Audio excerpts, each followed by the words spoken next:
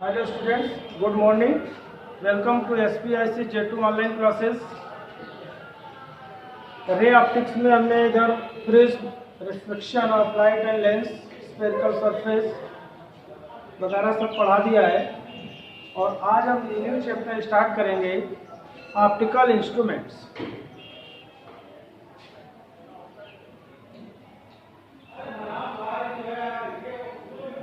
Optical instrument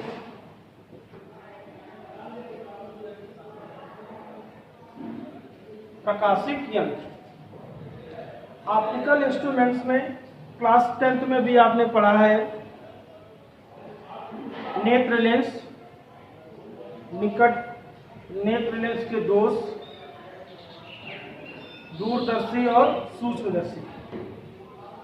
यहाँ पर भी आप वही पढ़ेंगे लेकिन इसका एक्सप्लेनेशन थोड़ा सा बढ़ जाएगा। तो नेत्र लेंस क्या होता है ये आप 10th क्लास में अच्छे से पढ़ चुके हैं। उनके पार्ट्स क्या होते हैं नेत्र लेंस जानते हैं, उसके पार्ट्स भी आप लोग पढ़ चुके हैं, वो भी जानते हैं। जैसे नेत्र लेंस के कई सारे इंपॉर्टेंट पार्ट्स होते हैं, रेटिना, आइरिस, लेंस, कार्निया वगैरह। तो ये हम इस वीडियो में आपको एक्सप्लेनेशन नहीं कर पाएंगे क्योंकि 10th में आप पढ़ के आए हैं। उससे संबंधित जो आगे इसमें पढ़ेंगे, जैसे आँख की समंजन क्षमता क्या होती है, इंटरमीडिएट के सिलेबस में है। निकट बिंदु क्या होता है, दूर बिंदु किसे कहते हैं, स्पष्ट दृष्टि की न्यूनतम दूरी क्या होती है और दृष्टि दोष क्या होता है। इसके बाद दूरदर्शी क्या होती है, सूक्ष्मदर्शी क्या होती है, ये कितने टाइप से इमेज को क्लियर करते हैं, ये हम आपको एक एक करके वीडियो में डिस्क्राइब करेंगे। तो सबसे पहले इस वीडियो में आज हम पढ़ेंगे कि आंख की समंजन क्षमता क्या होती है। आंख की समंजन क्षमता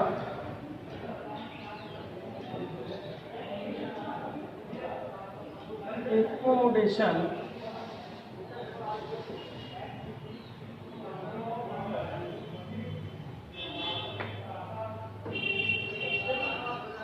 पावर ऑफ आई। आंख की समंजन क्षमता क्या होती है। आप जानते हैं कि हमारे बॉडी का सबसे इम्पोर्टेंट पार्ट्स है आई, आंख। और हम जब दूर की वस्तुओं को देखते हैं तो स्वतः हमारे नेत्र लेंस की फोकल दूरी में परिवर्तन हो जाता है, अर्थात बढ़ जाती है। और जब हम आँख निकट स्थित वस्तु को देखते हैं, आँख से निकट स्थित वस्तु को देखते हैं, तो स्वतः हमारी नेत्र लेंस की फोकल दूरी परिवर्तित होकर कम हो जाती है, अर्थात आँख से दूर की वस्तुएं भी स्पष्ट हमको दिखाई देती हैं और आँख से निकट स्थित वस्तुएं भी स्पष्ट हमको दिखाई देने लगती हैं। इस प्रकार नेत्र लेंस में स्वतः अपनी फोकस दूरी में परिवर्तन करने की ये जो क्षमता होती है, यही आंख की समंजन क्षमता कहलाती है। तो यहाँ पर हम थोड़ा सा और क्लियर करेंगे। जैसे आप लोग जानते हैं कि नेत्र लेंस हमारे बॉडी का बहुत ही इम्पोर्टेंट पार्ट्स है और ये आंख एक फोटोग्राफिक कैमरे के समान व्यवहार करता है। फिजिक्स में इसके मुख्य दो रूप से पार्ट्स माने जा रहे हैं। यहाँ पर डिस्क्राइब करने के लिए आंख की समंजन क्षमता क्या होती है, इसके लिए यहाँ पर फिजिक्स में मुख्य रूप से इसके दो पार्ट्स डिवाइड किए गए। नंबर 1 आई लेंस, नेत्र लेंस,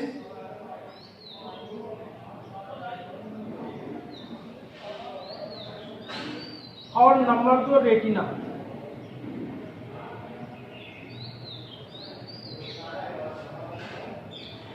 आप जानते हैं कि ये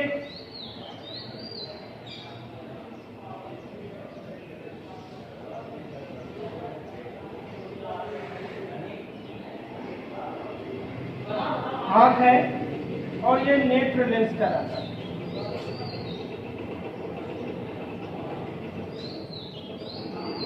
और ये रेटिना। ये आपका कहलाता है रेटिना, आई लेंस और ये कॉर्निया। नेत्र लेंस के बहुत सारे पार्ट्स हैं, लेकिन मुख्य रूप से यहाँ पर आँख की समझन क्षमता को डिस्क्राइब करने के लिए फिजिक्स में ये दो पार्ट्स मेन माने जाते हैं। नंबर 1 नेत्र लेंस और नंबर 2 रेटिना। तो आप जानते हैं कि ये आँख का स्ट्रक्चर है, ये आपका नेत्र लेंस कहलाता है, ये रेटिना है, और जो भरा हुआ भाग आँख का सामने का जो होता है ये कॉर्निया कहलाता है। तो यहाँ पर जब हम दूर स्थित वस्तुओं को देखते हैं तो आप जानते हैं कि दूर स्थित वस्तु से आने वाली समांतर किरणें जब इस नेत्र लेंस पर पड़ती हैं, आँख पर पड़ती हैं, इस वस्तु का प्रतिबिंब रेटिना पर प्राप्त होता है।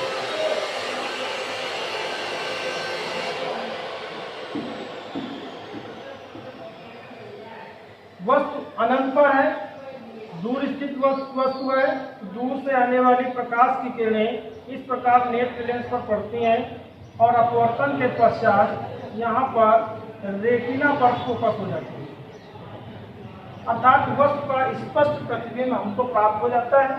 ये दूर बिंदु कहलाता है,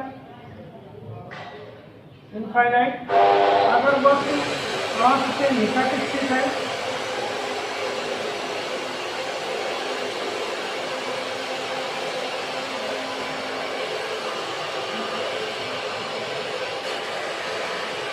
इससे चलने वाली प्रकाश की किरण इस प्रकार नेत्र लेंस पर पड़ती हैं, ये नियर पॉइंट और ये फार पॉइंट कहलाता है, और वस्तु का स्पष्ट प्रतिबिंब इस रेटिना पर प्राप्त हो जाता है। हम इसके फिगर के माध्यम से, इसके स्ट्रक्चर के माध्यम से हम ये बताना चाह रहे हैं आपसे कि जब वस्तु दूर स्थित थी तो दूर स्थित वस्तु का प्रतिबिंब रेटिना पर प्राप्त हो रहा है और वस्तु हमको स्पष्ट दिखाई दे रही है, अर्थात इस स्थिति में इस नेत्र लेंस की फोकस दूरी बढ़ जा रही है। और जब वस्तु निकट स्थित थी तो इस वस्तु का स्पष्ट प्रतिबिंब हमको रेटिना पर प्राप्त हो रहा है, अर्थात इस नेत्र लेंस की फोकस दूरी कम हो जा रही है। अर्थात दूर स्थित वस्तु की अवस्था में नेत्र लेंस की मांसपेशियां, जब वस्तु कहाँ पर स्थित होती है, दूर स्थित होती है, इसकी जो मांसपेशियां होती हैं, आंख की जो मांसपेशियां होती हैं, ये श्रांत अवस्था में रहती हैं, अर्थात ढीली रहती हैं। और जब श्रांत अवस्था में रहती हैं तो उस स्थिति में इस आंख के नेत्र लेंस की जो वक्रता होती है, वक्रता, नेत्र लेंस की वक्रता जो होती है वो कम हो जाती है, और नेत्र लेंस की वक्रता कम होने पर इसकी जो फोकस दूरी होती है वो बढ़ जाती है। अर्थात जब वस्तु अनंत पर स्थित होती है तो नेत्र लेंस की जो मांसपेशियां होती हैं वो श्रांत अवस्था में रहती हैं, रिलैक्स्ड पोजीशन पर रहती हैं, और इस अवस्था में नेत्र लेंस की जो वक्रता होती है वो घट जाती है, और नेत्र लेंस की वक्रता घट जाने के कारण नेत्र लेंस की फोकस दूरी बढ़ जाती है, अर्थात दूर स्थित वस्तु का प्रतिबिंब रेटिना पर प्राप्त हो जाता है और वो वस्तु हमको स्पष्ट दिखाई देने लगती है। लेकिन जब वस्तु निकट स्थित होती है, निकट स्थित होती है तो निकट स्थित होने की अवस्था में जो नेत्र लेंस की मांसपेशियां होती हैं, नेत्र लेंस की मांसपेशियां वो सिकुड़ जाती हैं,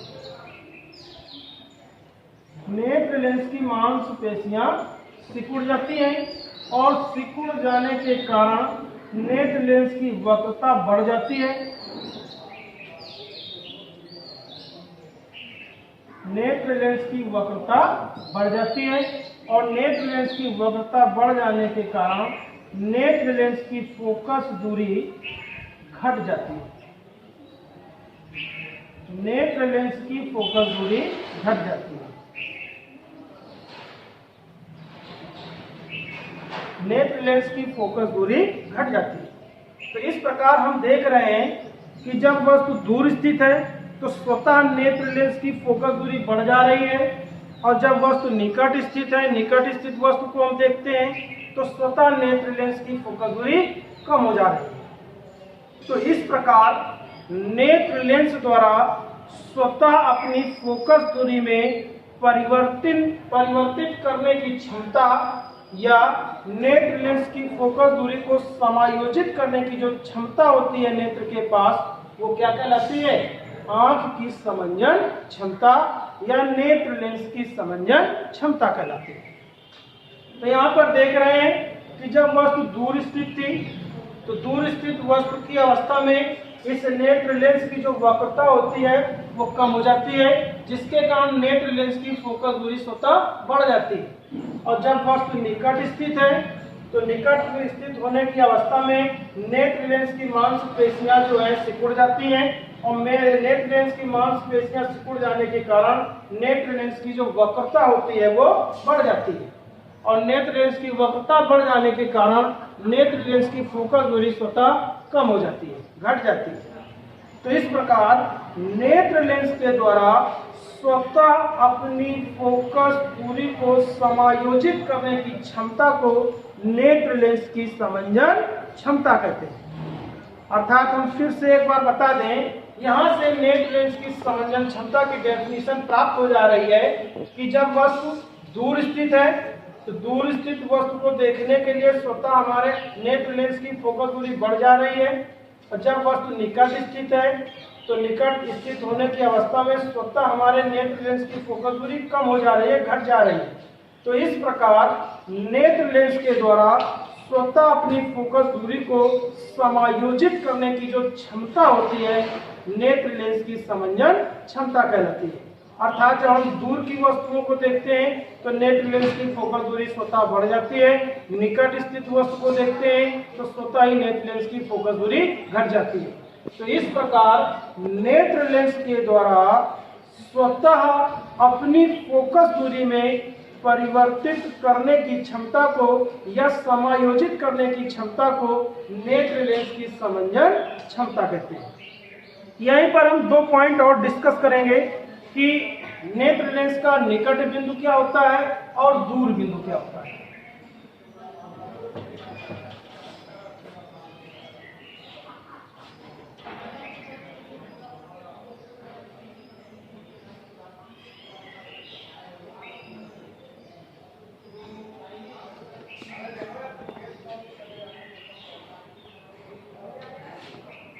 दूर बिंदु 5 पॉइंट। अभी देखिए हमने दूर स्थित वस्तु की पोजीशन पर स्ट्रक्चर इसका ड्रॉ किया था और इसमें समझाया था ये नेत्र की संरचना है। आगे का जो भाग होता है वो भरा हुआ होता है जिसे हम लोग कार्निया कहते हैं। ये आपका नेत्र लेंस कहलाता है और ये जो बिंदु है ये आपका रेटिना कहलाता है। ये आपका क्या कहलाता है? रेटिना। ये आपका कहलाता है आई लेंस और ये वाला जो भाग होता है कहलाता है कॉर्निया।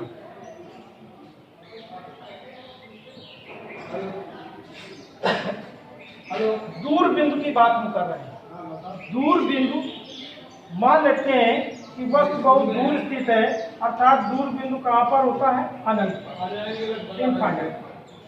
वस्तु जब अनंत पर स्थित है तो वस्तु में आने वाली समांतर किरणें जब इस नेत्र लेंस पर आपतित होती हैं और अपवर्तन के पश्चात इस रेटिना पर फोकस होती है।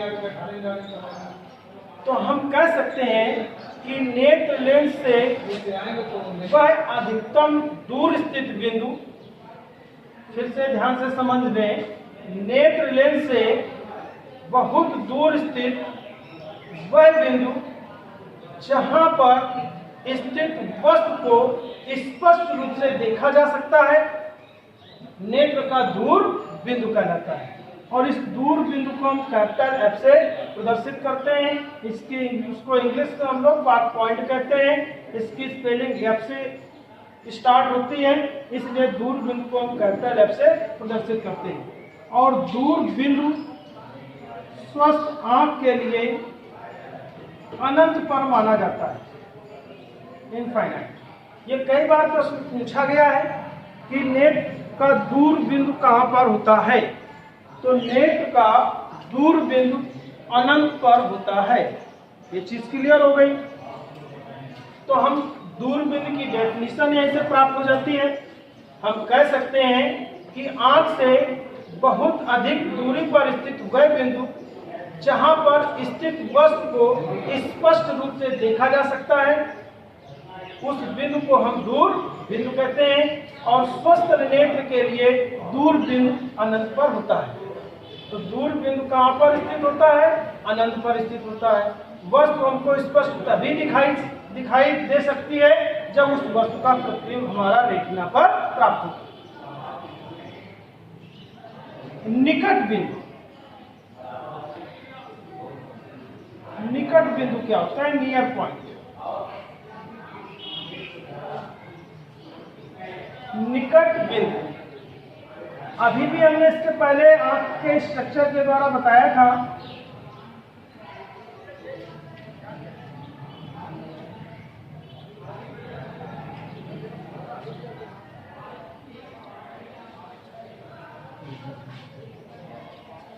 ये आप जानते हैं कि नेत्र लेंस है, आई लेंस। ये आपका रेटिना है,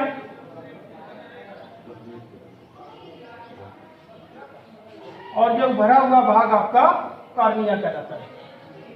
अगर वस्तु नेत्र के निकट स्थित है और निकट बिंदु को हम नियर पॉइंट कहते हैं, तो इस बिंदु को हम कैपिटल एन से प्रदर्शित करते हैं, डिनोट करते हैं।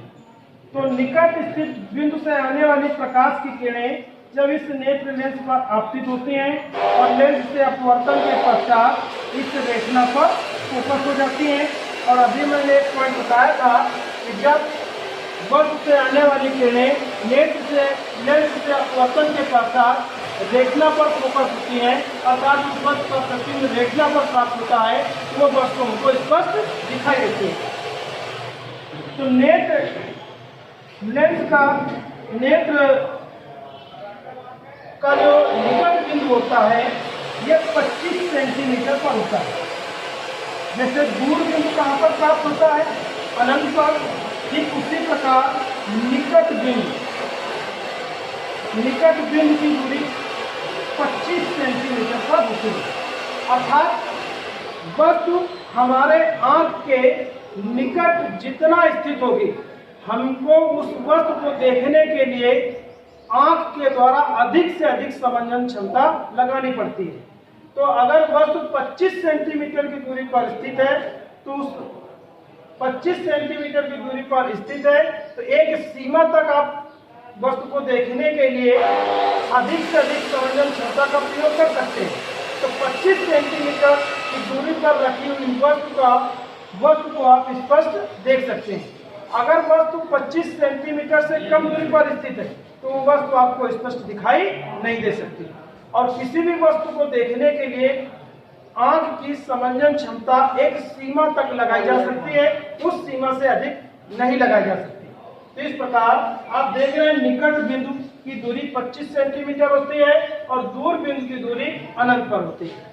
यहीं पर अगर हम दूर बिंदु को डिस्क्राइब करें, डिफाइन करें, तो आप कह सकते हैं कि नेत्र लेंस से निकट स्थित वह बिंदु, फिर से ध्यान से समझ लें, नेत्र लेंस से निकट स्थित वह बिंदु जहां पर अधिक से अधिक समंजन क्षमता लगाकर वस्तु को हम स्पष्ट देख सकते हैं, तो उस बिंदु को नेत्र लेंस का निकट बिंदु कहते हैं। और नेत्र की निकट बिंदु की दूरी 25 सेंटीमीटर होती है। यहीं पर एक पॉइंट हम और डिस्क्राइब करेंगे, स्पष्ट दृष्टि की न्यूनतम दूरी। स्पष्ट दृष्टि की न्यूनतम दूरी, स्पष्ट दृष्टि की न्यूनतम दूरी क्या होती है? यहीं पर आप देख सकते हैं कि नेत्र लेंस से निकट बिंदु तक की दूरी को स्पष्ट दृष्टि की न्यूनतम दूरी कहते हैं। अर्थात हम कह सकते हैं कि नेत्र लेंस से वह न्यूनतम दूरी जहां तक वस्तु को अधिक से अधिक संवेदन क्षमता लगाकर वस्तु को हम स्पष्ट देख सकते हैं, तो उस दूरी को हम स्पष्ट दृष्टि की न्यूनतम दूरी कहते हैं। और स्पष्ट दृष्टि की न्यूनतम दूरी को हम कैपिटल डी से प्रदर्शित करते हैं। स्वस्थ नेत्र के लिए, स्वस्थ नेत्र के लिए स्पष्ट दृष्टि की न्यूनतम दूरी, स्पष्ट दृष्टि की न्यूनतम दूरी 25 सेंटीमीटर होती है। तो इस वीडियो में मैंने आपको बताया कि आंख की संवेदन क्षमता क्या होती है, दूर बिंदु क्या होता है, निकट बिंदु क्या होता है, स्पष्ट दृष्टि की न्यूनतम दूरी क्या होती है। और ये पॉइंट आप बहुत अच्छे तरीके से समझ लेंगे, पढ़ लेंगे, और अगली वीडियो में हम आपको बताएंगे कि दृष्टि दोष क्या होता है। Thank you.